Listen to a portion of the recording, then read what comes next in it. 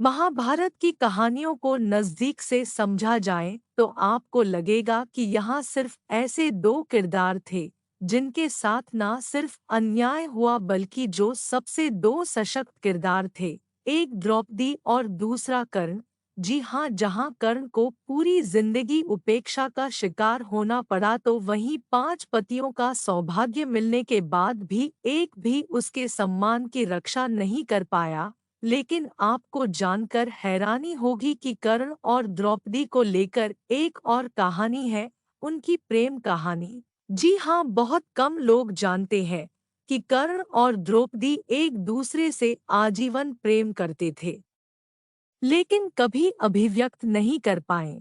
हालांकि इन दोनों ने एक दूसरे को महाभारत काल के दो अध्याय में अपमान किया था, लेकिन द्रौपदी अपने पति अर्जुन से नहीं बल्कि महारथी कर्ण से शादी करना चाहती थी, लेकिन किस्मत में अर्जुन और उसके चार भाइयों के साथ शादी करना लिखा हुआ था।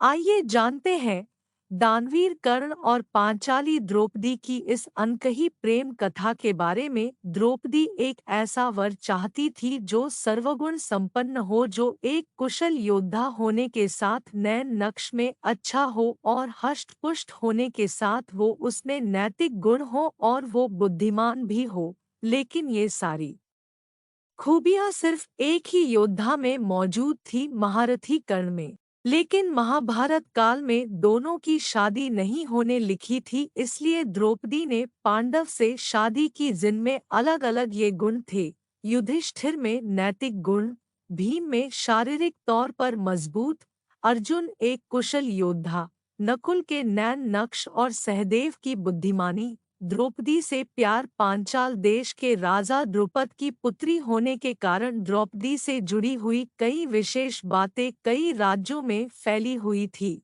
उनकी सुंदरता, बुद्धि और विवेक को देखकर कई राजा द्रौपदी पर मोहित थे। लेकिन महारथी कर्ण को द्रौपदी का निडर स्वभाव बहुत पसंद था। द्रौपदी अपनी सखियों के साथ भ्रमण करने के लिए जाया करती थी।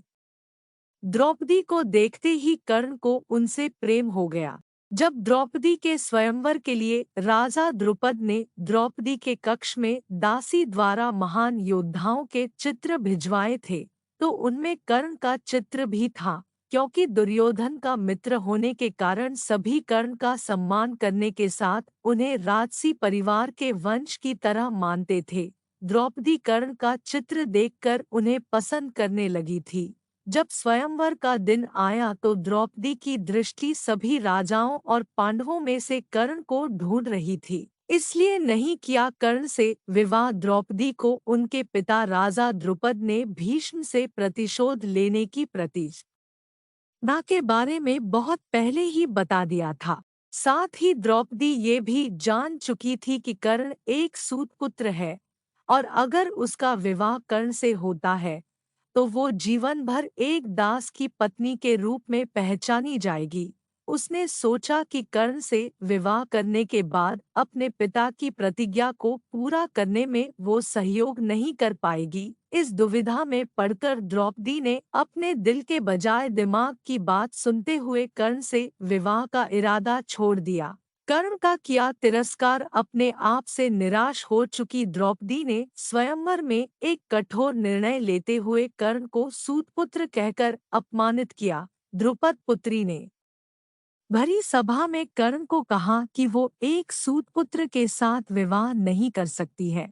इससे कर्ण को बहुत आघात पहुंचा कि द्रौपदी जैसी निडर और क्रांतिकारी सोच रखने वाली स्त्री उनका जाति के आधार पर इस तरह अपमान कैसे कर सकती है। चीरहरण के वक्त इसलिए कर्ण रहे मौन। स्वयंवर में द्रौपदी से अपमानित होने के बाद कर्ण के मन में द्रौपदी के लिए कड़वाहट भर चुकी थी। द्रौपदी से विवाह न होने के बाद कर्ण ने दो विवाह किए थे। जब दुर्योधन ने दुशासन को द्रौपदी के वस्त्र हरण करके अपनी जंघा पर बिठाने का आदेश दिया था तो सभी खेल के नियम का बहाना बनाकर मौन थे।